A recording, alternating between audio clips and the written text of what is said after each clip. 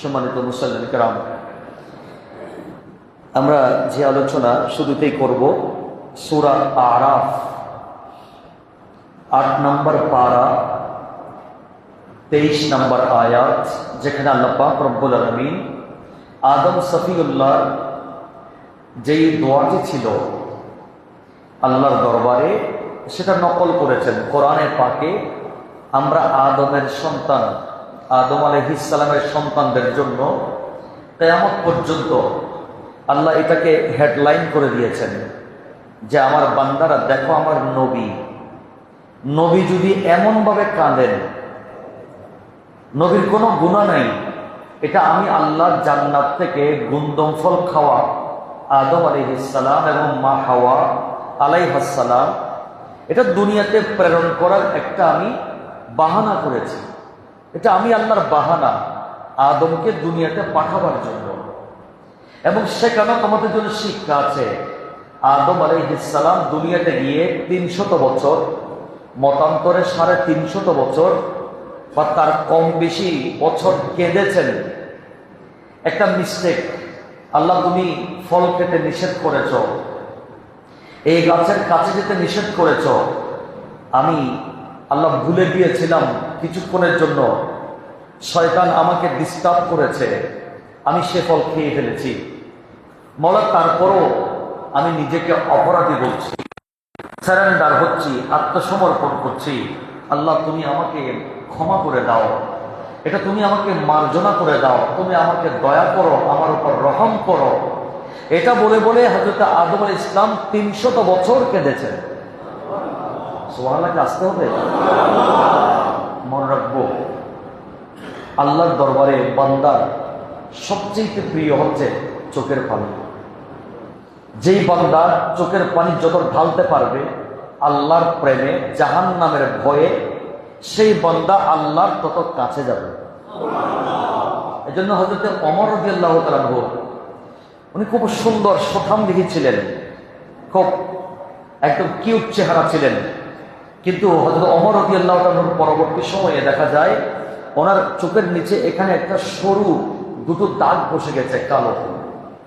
তো জিজ্ঞেস করা হলো, হুজুর আপনার এত সুন্দর চেহারা, আল্লাহ আপনাকে এত সুন্দর করে বানিয়েছেন, এখানে এই সরু লম্বা দাগটা কিসের?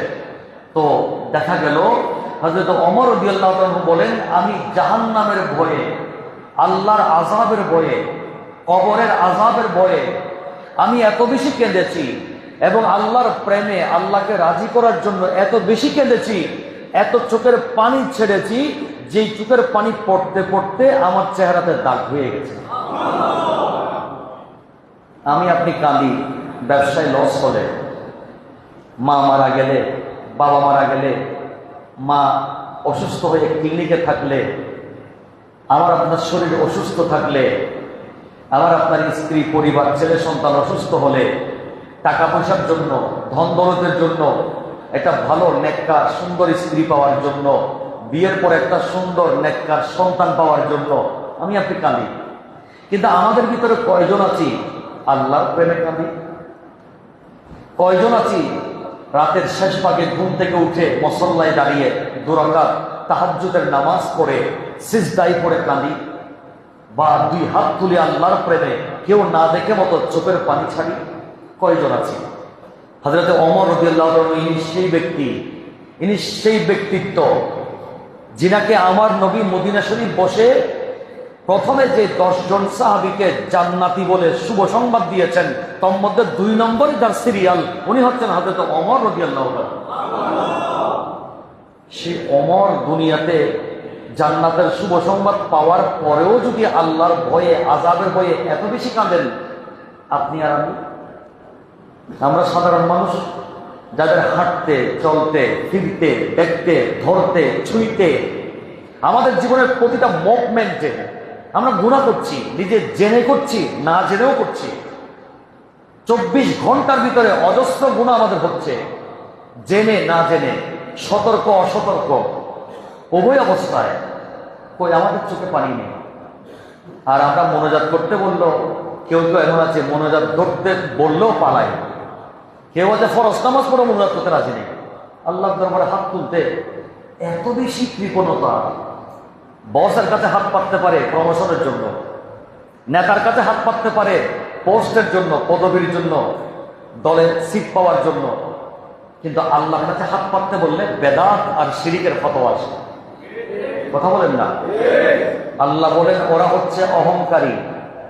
আমার যে বান্দা আমার দরবারে চাইতে কৃপণতা করে, তার চাইতে বড় গাদ্দার, তার চাইতে বড় বেওয়াফা, তার চাইতে বড় অহংকারী পৃথিবীতে আমার দ্বিতীয় আর কোনো বান্দা নাই। আমি ওই বান্দার ইবাদত তার মুখে ছুঁড়ে মারি। এজন্য বিনয়ী, নম্রতা, এটি অনেক বড় গুণ।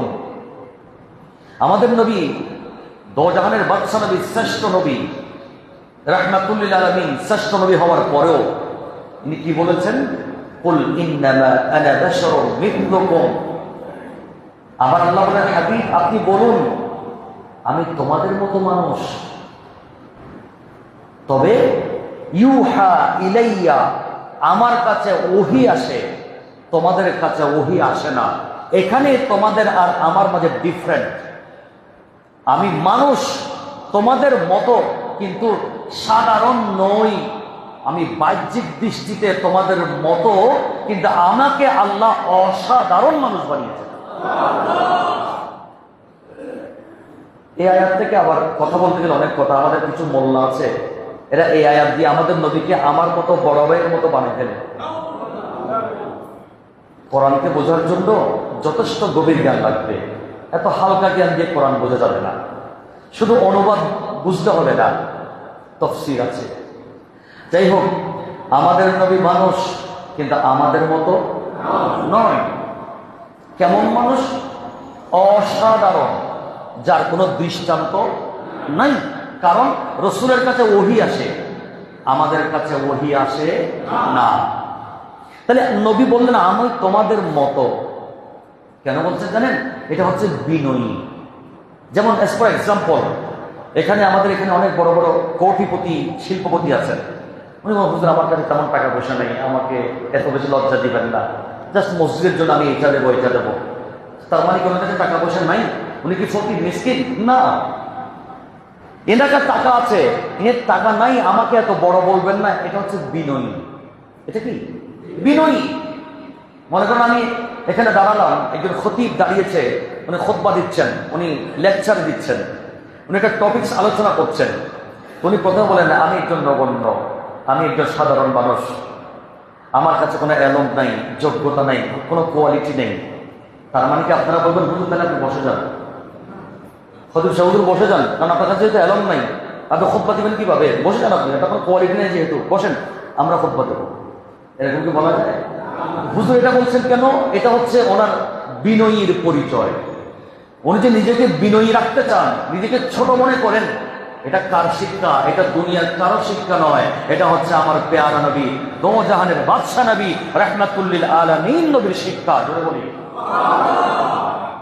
আর ইবলিস বলেছিল আল্লাহ আদমকে সিজদা করব, impossible.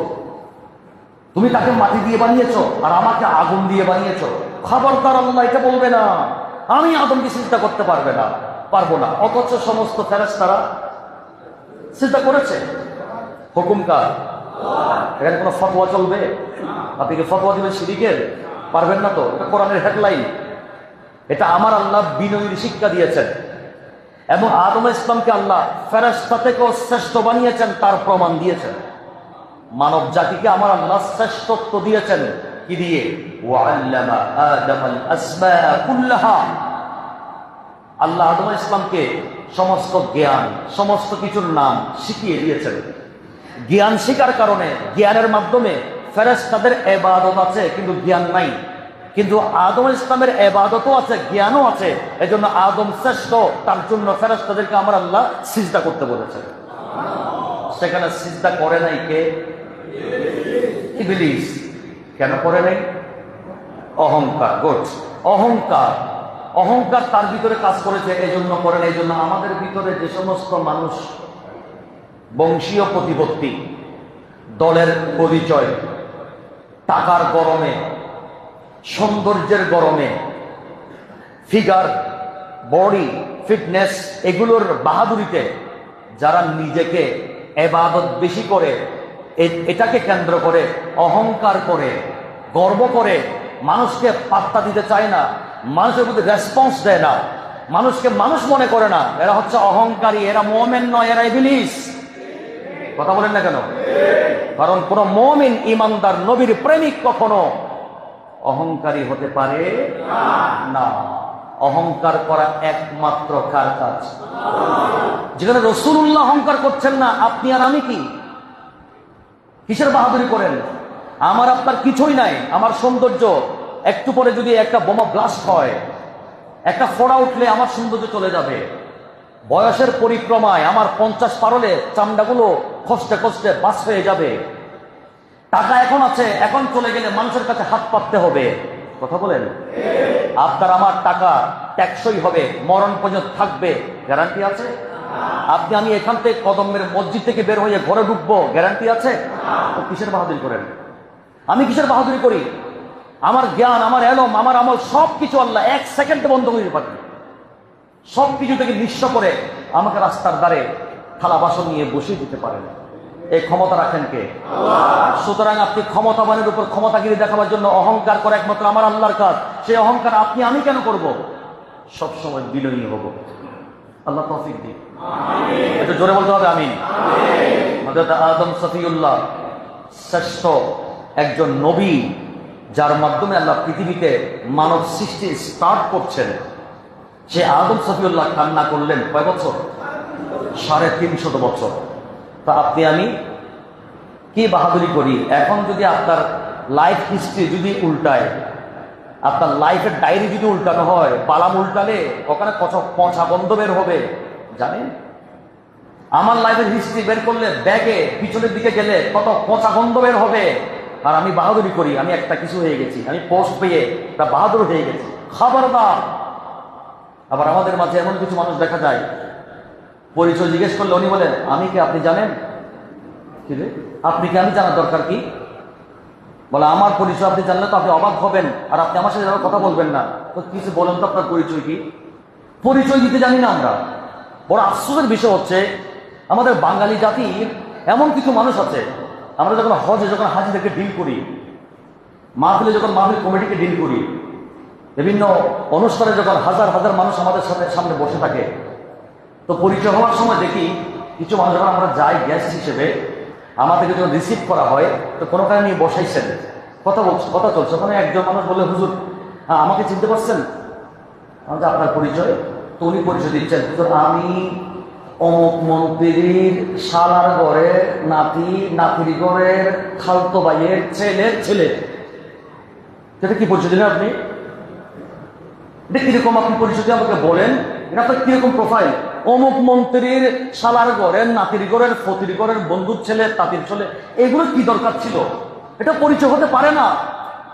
It's not addressing your address, a self address. আপনার নিজস্ব পরিচয় বলেন। আপনি আগে বলবেন আমার নাম অমুক, আমার বাবার নাম অমুক, আমার বাড়ি অমুক জায়গায়, আমি একটা মাদ্রাসায় পড়াই, আমি একটা মসজিদে খেতাবত করি, এটি আমার প্রফেশন, এটা আমার খিদমত, এটা আমার দায়িত্ব, আমার বাড়ি অমুক জায়গায়, এটি হবে আমার পরিচয়। আমি অমুক নেতার অমুক কেতার ভিতরে ঢুকে ওখান থেকে বাইরে এসে আবার জাপ দিছে রাস্তায়, আবার পুকুরে জাপ দিছে, ওখান থেকে উঠছে। এটার কি দরকার আপনার? নেতা তো যতক্ষণ দল থাকবে ক্ষমতা, ততক্ষণ নেতা তারপরে চলে গেছে কোথায়? কেতার ভিতরে ঢুকে গেছে। এই সমস্ত পরিচয় কেন দেবো আমি? আমার বাঙালি জাতির পরিচয় দিতে জানে না, আফসোস লাগে। আবার বলে যে আমি হুজুর আমাকে চিনতে পারছেন? আমি মসজিদের সভাপতি, অমুক মসজিদের অমুক কমিটির সেক্রেটারি, অমুক কমিটির সাংগঠনিক সম্পাদক। এগুলো আমার দরকার কি? আপনি অমুক কমিটির তমুক, এগুলো আমার দরকার। আপনি আপনার পরিচয় বলেন, আপনার কোয়ালিটি বলেন, আপনার নাম কি, আপনার বাবার নাম কি, আপনি কি করেন, সেটা হচ্ছে আপনার অরিজিনাল পরিচয়। কথা বলেন? কিন্তু পরিচয়টা দিতে জানেন, সে কেন অহংকার? মানে আমি একটা কিছু, আমি অমুক অমুক জায়গার সেক্রেটারি, অমুক কমিটির এই, তমুক কমিটির এই, ব্যবসায়ী কমিটির এই, শ্রমিক কমিটির এই কমিটির এই, এগুলো নাতি। আপনার নিজস্ব পরিচয়টা তুলে ধরেন, এটাই হচ্ছে আপনার নিজস্ব কোয়ালিটি। কথা বলেন? আল্লাহ আপনাদেরকে, আমাদের সবাইকে এগুলো একটু মেমোরিতে, এগুলো তো বাস্তবতা, এই কথাগুলো হচ্ছে বাস্তবতা। আমরা অহংকার থেকে মুক্ত থাকবো, সবসময় বিনয়ী থাকবো। আপনাকে জিজ্ঞেসই করলো না আপনি কি করেন বা আপনার পরিচয় কি বা আপনি কোন সংগঠনের কি, কেউ জিজ্ঞেস করে নেই, শুধু শুধু বলা শুরু করছে আমাকে চিনতে পারছেন, আমি হলাম অমুক, আমি তমুক, আমি অমুকের অমুক, অমুকের অমুক। আফসার শুধু শুধু বলা শুরু করছে। কিন্তু আপনাকে জিজ্ঞেস করলো আপনি কে? এগুলো হচ্ছে ছোট মনের পরিচয়, একেবারে থার্ড ক্লাস মানুষের পরিচয়। পরিচয় জ্ঞানীরা কখনো নিজের পরিচয়কে চারিদিকে ভাইরাল করে না, জ্ঞানীরা নিজের পরিচয় গোপন রাখে, প্রয়োজন হলে সেখানে পরিচয় দেয়। আল্লাহ আমাদের সবাইকে এগুলো আমল করার তৌফিক দান করুন। যাই হোক, হযরত আদম সফিউল্লাহ কালনান 300-350 বছর, সর্বশেষ কবুল হয়েছে।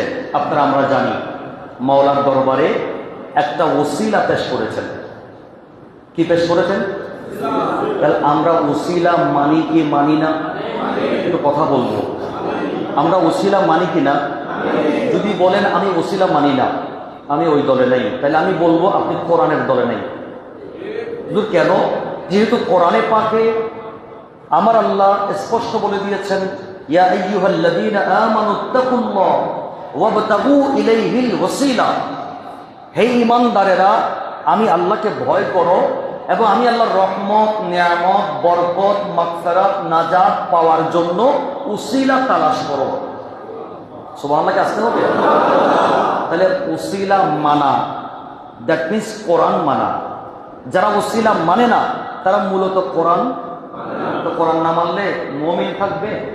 তো তার নামাজ, রোজা, জুমা, জামাত, দাড়ি, পাগড়ি এগুলো কোনো কাজে আসবে? খবরদার।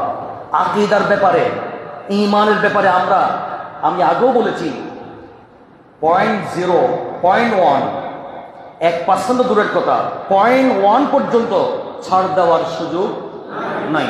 কোরআনকে মানলে কিছু মানবো কিছু মানবো না, হবে না, টোটাল মানতে হবে। 6666 আয়াতকে মানতে হবে। বুখারী শরীফ মানেন, শুধু একটা হাদিস মানলে হবে না, ওখানে 4000 হাদিস আছে উইদাউট রিপিটেশন, কোন রিপিট করা ছাড়া 4000 হাদিস, আর রিপিট সহ 7500 হাদিস বুখারী শরীফের 30 পারার ভিতরে আছে। আপনি একটা হাদিসকেও বাদ দেওয়ার সুযোগ নাই। সুবিধা মতো আমি যে আকীদা পোষণ করি সেটা যেটা ফেভার থাকবে এটা মানবো, আমার আকীদার এগেইনস্ট হলে আমি এটা মানবো না, এরকম কোনো সুযোগ নাই। এজন্য একটি দল আছে, একটি আকীদার দল আছে, যেই দলে 30 পারা কোরআন, 30 পারা বুখারী টোটাল মান্য করে নবী, সাহাবী, আহলে বাইত রাসূল এবং তাবেঈন, কুরুনে সালাসা, 3 যুগের সবকিছুকে, শহীদদেরকে, আউলিয়ায়ে কিরামকে মান্য করে চলে, সেই দলের নাম হচ্ছে আহলে সুন্নাত ওয়াল জামাত। চিৎকার দিয়ে বলবো সুবহানাল্লাহ।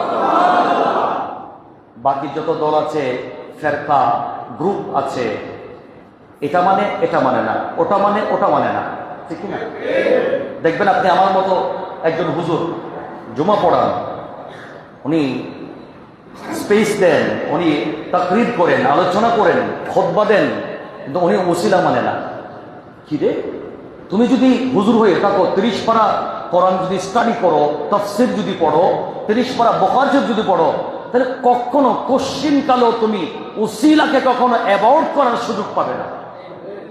কারণ তুমি যদি বনি আদম হও, হ্যাঁ তুমি শয়তানের সন্তান হলে, ইবলিসের দল, ইবলিসের সন্তান হলে, এটা ওর বাদ, এটা অন্য কথা।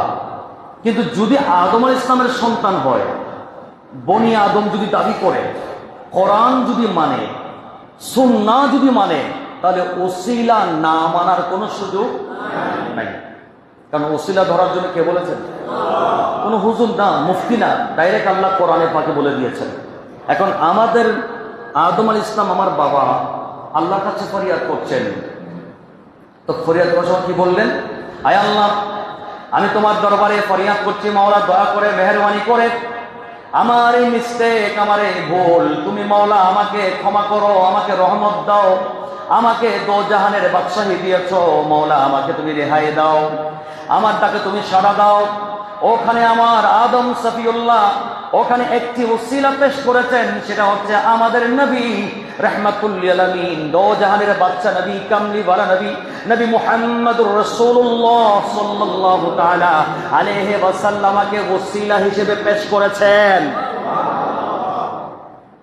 আল্লাহ বলেন, আদম কোথায় পেলে আমার নবীর নাম, আমার হাবিবের নাম? বলে আমি দেখেছি, যেদিন তুমি আমাকে রূহ দিয়েছিলা, সেদিন আমি প্রথম চক্ষু খোলা মাত্র আরশে মুআল্লার গেট দেখেছি, আর গেটের উপরে লেখা দেখেছি লা ইলাহা ইল্লাল্লাহ মুহাম্মাদুর রাসূলুল্লাহ সাল্লাল্লাহু তাআলা আলাইহি ওয়াসাল্লাম।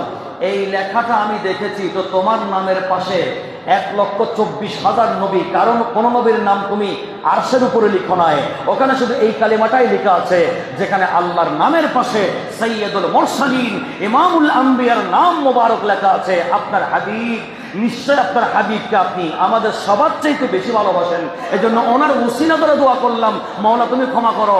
আমার আল্লাহ বললেন, আমি তো কসম করেছি আমার হাবিবের নাম জাতের উসিলা নিয়ে যারা দোয়া করবে, যত বড় গুনাহগার হোক না কেন, আমার হাবিবকে উসিলা বানিয়ে দোয়া করলে আমি আল্লাহ তার জীবনের সমস্ত গুনাহ মাফ করে দেব।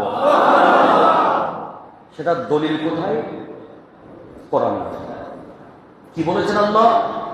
ولو أنهم إذ ظلموا أنفسهم جاءوك فاستغفروا الله واستغفر لهم الرسول لوجدوا الله توابا رحيما। আমার আল্লাহ বলেন, বান্দা গুনাহ করবে, নাফরমানি করবে আমার, ইয়া রাসূলুল্লাহ, কিন্তু ওরা আসবে আপনার কাছে। সুবহানাল্লাহ, আসতে হবে। কে বলছেন? আমি যেটা তেলাওয়াত করেছি এটা কোরআনের আয়াত। আল্লাহ বলছেন, বান্দা গুনাহ করবে আমার, কিন্তু আসবে আপনার কাছে। কার কাছে? নবীর কাছে। তো কি হবে? বান্দা আমার গুনাহ ক্ষমা চাইবে আমার কাছে, কিন্তু উসিলা বানাবে আপনি নবীকে।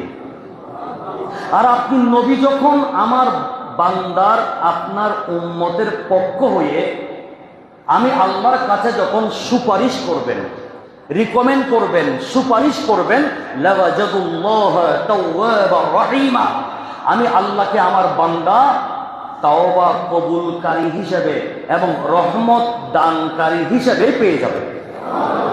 তাইলে গুনাহ ক্ষমা পাওয়ার, গুনাহ মাফ পাওয়ার এবং রহমত পাওয়ার স্টেশন আল্লাহ দেখিয়ে দিয়েছেন, ইন্ডিকেট করেছেন। কার দরবার? একটু বড় করে বলতে হবে। এটা তো আমি আমার বানানোর কথা বলছি, আমি কোরআন দিয়ে বলছি। তো কোরআন বলছে, গুনাহ করেছ, নবীর কাছে যাও। নবী যদি তোমার পক্ষে সুপারিশ করেন, তাহলে অবশ্যই তোমাকে আল্লাহ ক্ষমাও করবেন, আবার রহমতও দান করবেন। তাহলে ক্ষমার গ্যারান্টি, রহমতের গ্যারান্টি কার দরবার? এই জন্য একজন শায়ের বড় সুন্দর বলেছেন, वही रब है जिसने तुझको अमतन करम बनाया, हमें भीख मांगने को, हमें भीख मांगने को तेरा आस्ता बताया, वही रब है जिसने तुझको अमतन करम बनाया। একটু মোহাব্বতের আওয়াজে সুবহানাল্লাহ। দয়াল নবীকে রহমতের ভান্ডার বানিয়েছেন কে? দয়াল নবীর সুপারিশ আমাদের গুনাহ মাফ পাওয়ার গ্যারান্টি বানিয়েছেন কে? আপনার পেট কামড়ায় কেন? আপনার বাবাকে মন্ত্রী বানিয়েছেন, আমার আল্লাহ পাওয়ার দিয়েছেন, সরকারি একটা পোস্ট আছে, তো আপনার কি পেট কামড়াবে? মন খারাপ হবে না খুশি? আমার বাবা পাওয়ার থাকলে, একটা পোস্টে থাকলে খুশি না বেজার? আমাদের অত্র এলাকা মকবুল জামে মসজিদের এরিয়া থেকে, এখান থেকে যে একজন কমিশনার হন, একজন যদি এমপি হন, তা আমরা খুশি হব না বেজার? আমরা কি পিছনে কি সমালোচনা, কেন এমপি হয়েছে, ইনি পারবেন নাকি, ইনি এমপি হওয়ার কোয়ালিটি আছে নাকি, এইটা নাকি ওইটা নাকি, বেডি মারবো, গালকে মুখ ভাঙাবো, নাকি খুশি হব? মুখ ভাঙাবে যে মনে করবেন তার ভিতরে অহংকারও আছে, হিংসাও আছে, নিশ্চয় তার সাথে সম্পর্কের মধ্যে একটু ডিস্টার্ব আছে। এরপর দাড়ি পাগড়ি আছে, নামাজও আছে, মিসওয়াকও আছে, তসবিহও আছে, কোরআনও আছে, মিম্বরও আছে। নবীর শান মান বললে চেহারা কালো হয়ে যায়, নবীর শানে বেয়াদবি করতে চায়, বদনামি করতে চায়, মনে করবেন ডাল মে কুছ কালা হ্যায়। এটার ভিতরে ভাইরাস আছে, এটাকে অ্যান্টিভাইরাস দিতে হবে। কথা বলেন?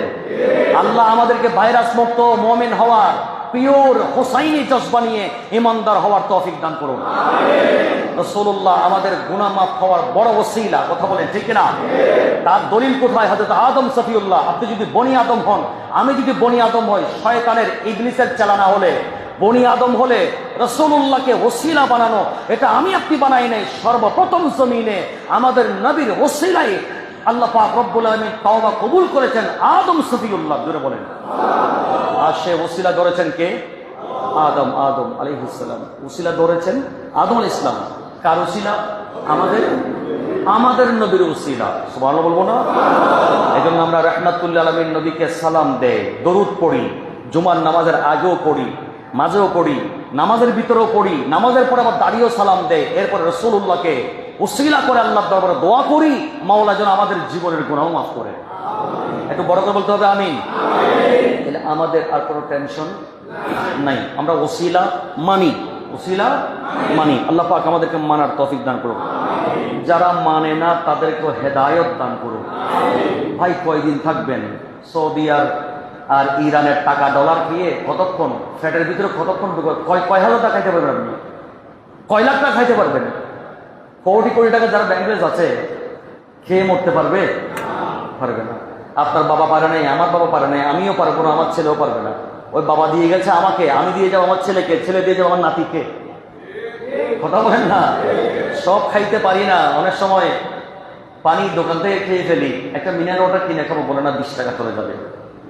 একটা ডাব খাবো, বলে 120 টাকা চলে যাবে। না না, এগুলো ব্যাংকে রাখলে টাকা জমা হবে। আরে ভাই তুমি খাও আগে নিজের জন্য, নিজে খেয়ে পরে বাঁচলে সেটা জমাও। না খেয়ে জমাচ্ছ তো তুমি তো খাইতেও পারলা না, উপবাস কবরে চলে যাবে। তোমার সেই জমানো টাকা আর জন্য বুক করবে। আল্লাহ আমাদেরকে এগুলো বুঝার তৌফিক দান করুন। এখন আসেন, মালাকুল মউত কয়বার আসে? একজন মানুষের কাছে মালাকুল মউত কয়বার আসে? আজকের হাদিসে পাকে আমরা দেখতে পাচ্ছি, আমার নবী বলছেন একজন ইমানদারের কাছে, একজন মানুষের কাছে মালাকুল মউত হযরত আজরাইল আলাইহিস সালাম ডেইলি এভরিডে, প্রতিদিন 5 বার আসে। সুবহানাল্লাহ বলবো? 5 বার আসে এবং 5 বার এসে টাচ দিয়ে যায়, নক করে যায় আমার দরজায়। দেখা যায় আল্লাহর পক্ষ থেকে হুকুম আসছে না, ব্যাক করেন। তো এভাবে আসতেই থাকে। আমার বয়স 40, 50, 60, 70, 80, 90, 100, যতই আমার বাজেট আছে, বাজেট যখন শেষ হয়ে যায়, কাছাকাছি যখন মৃত্যুর কাছাকাছি যখন এসে যায়, তখন আমার আল্লাহ বান্দাকে সাকরাত দেয়। কি দেন? সাকরাত দেন। ওই সাকরাতের বিছানায় যখন শুয়ে গেছে, তখন বান্দার অটোমেটিক একটু জানা হয়ে যায় আমি আর বেশি দিন বাঁচবো না। তখন সন্তানদেরকে ডেকে বলে, বাবারে আমি আর বাঁচবো না, আমার এই সম্পত্তিগুলো মসজিদে দিয়ে দিও, এই সম্পদগুলো তোমরা বন্টন করে নিও, এই সম্পদ দিয়ে তোমরা আমার জন্য ইসালে সওয়াব করিও, মাদ্রাসায় দিও, এতিমখানায় দিও। এভাবে কিছু ওসিয়ত করে থাকে, ঠিক না? তখন যখনই সাকরাত শুরু হয়ে গেছে, আজরাইল আলাইহিস সালাম জান কবজ করার জন্য কর্মসূচি স্টার্ট করেছেন। যখন মৃত ব্যক্তি যখন চোখ উপর দিকে তুলে দিয়েছে, পানি দিচ্ছে, কোথায় যাচ্ছে খবর নাই, এমন সময়ে সমস্ত পরিবারের বাসিন্দারা চারিদিক থেকে হু হু করে কাঁদে। তখন আজরাইল বলে থাকেন, হে পরিবারের সদস্যরা, তোমরা কাঁদছো কেন? আমি তো কোনো জুলুম করছি না, এটা আমার আল্লাহর পক্ষ থেকে হুকুম হয়েছে, এই জন্য আমি তার জান নিয়ে যাচ্ছি। আমি জাস্ট টাইমে জান কবজ করি, নয়তো আমি প্রতিদিন এসেছিলাম, জীবনে ডেলি 5 বার এসেছিলাম, জান নিয়ে যাই নাই। আমার আল্লাহ হুকুম দিয়েছেন বলে জান নিয়ে যাচ্ছি। তোমরা কাঁদিও না, তোমরা তার জন্য কাঁদিও না, তোমরা বরং নিজের জন্য কাঁদো, কারণ অচিরেই আমি তোমাদের কাছেও আসবো, তোমাদের জানটাও নিয়ে যাব। সুতরাং আমাদেরকে মালাকুল মউত মেসেজ দিচ্ছে, আমার নবী সেই মেসেজগুলো আমাদেরকে জানিয়ে দিচ্ছেন। ডেইলি মালাকুল মউত কয়বার আসে? 5 বার। অন টাইম যখন মৃত্যুর সময় হবে, তখন মালাকুল মউত আমাদের কি নিয়ে যাবে? জান নিয়ে যাবে।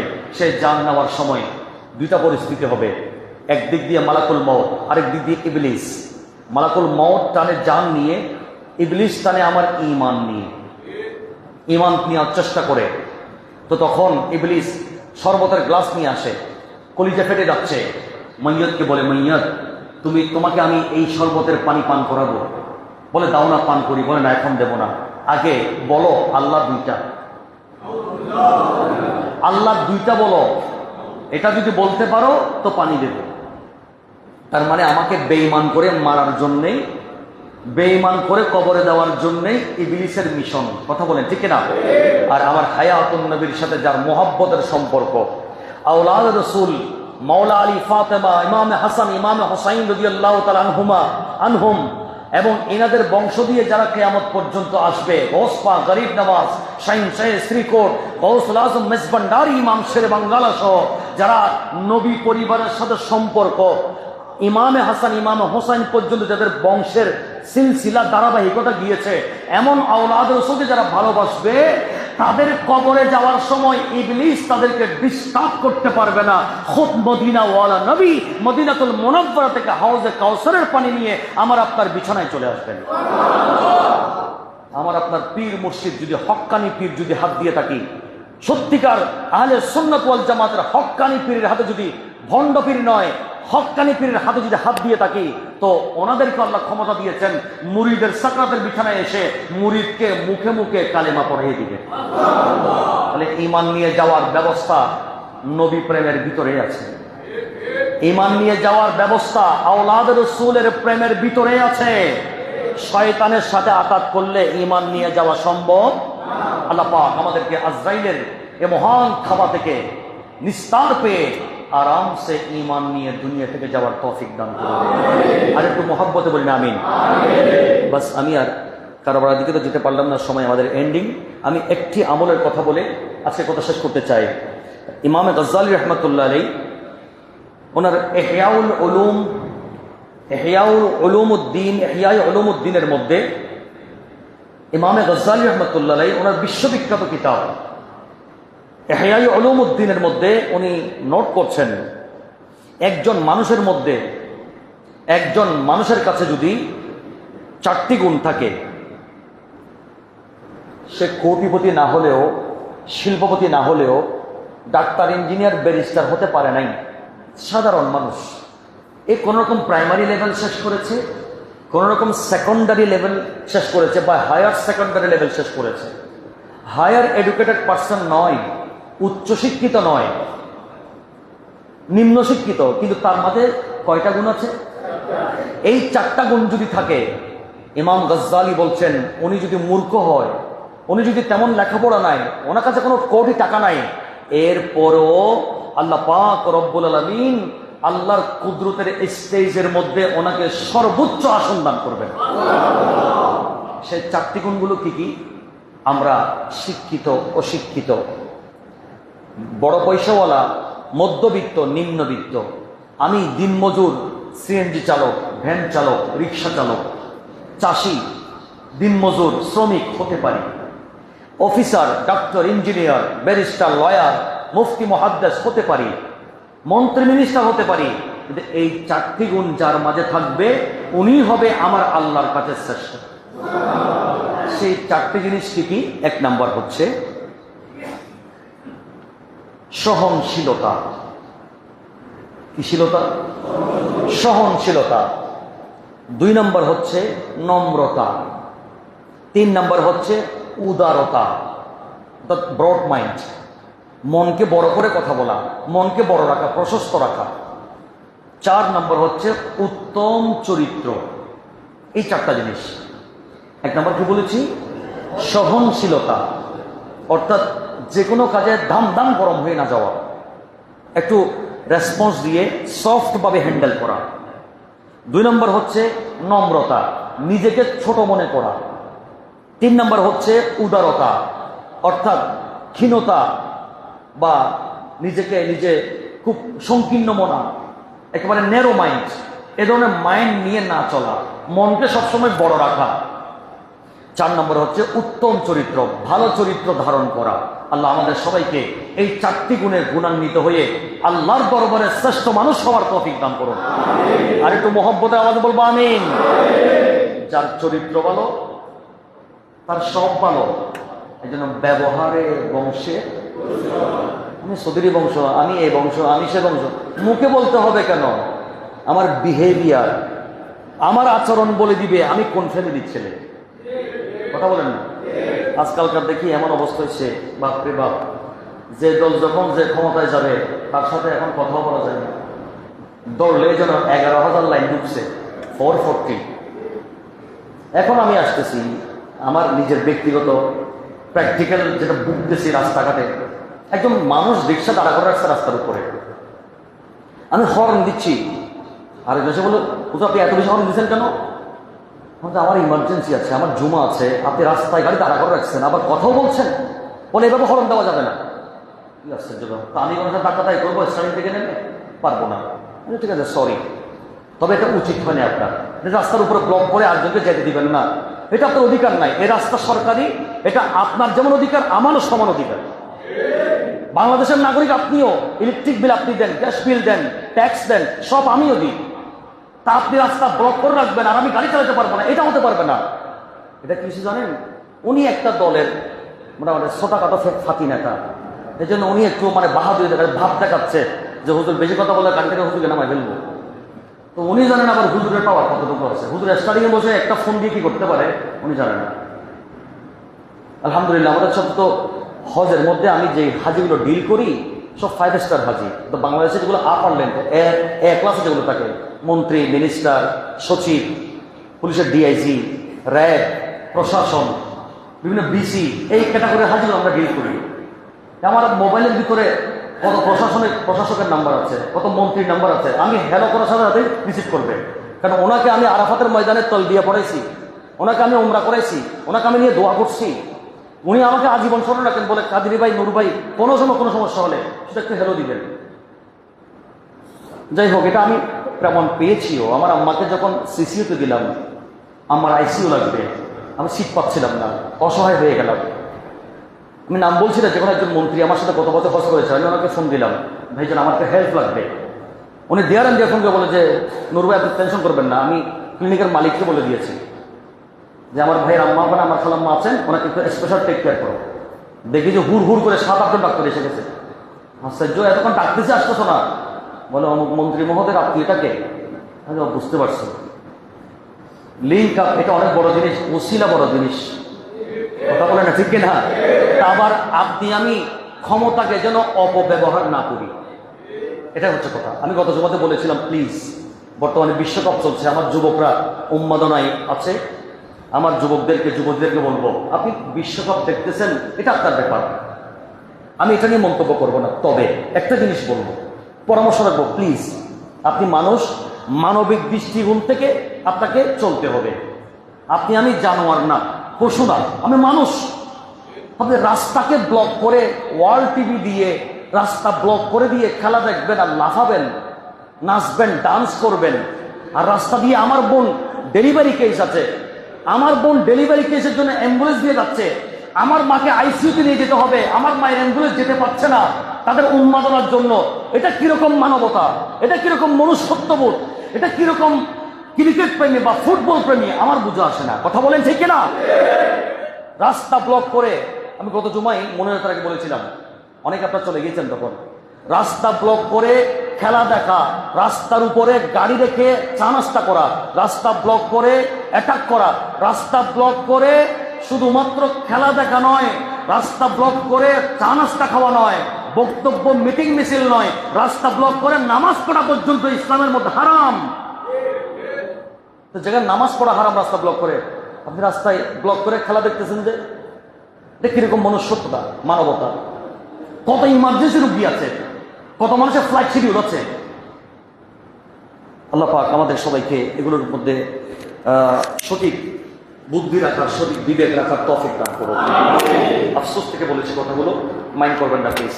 আমরা মানবিক দৃষ্টিভঙ্গি নিয়ে চলাফেরা করব। মরতে সবাইকে হবে, বিপদ সবার আছে। আজকে আমার মায়ের, কালকে আপনার মায়ের। আজ আমার বোন অসুস্থ, আর কালকে আপনার বোন অসুস্থ। আজ আমি ইমার্জেন্সি অ্যাম্বুলেন্সে, কালকে আপনি তাদের অ্যাম্বুলেন্সে। সুস্থতার কোনো গ্যারান্টি? আল্লাহ পাক আমাদের প্রত্যেককে এগুলো আমাদের জীবনে বাস্তবায়ন করার, এগুলোকে আমরা যেন ধারণ করি তৌফিক দান করুক। আমিন। আসসালামু আলাইকুম ওয়া রাহমাতুল্লাহি ওয়া বারাকাতুহু।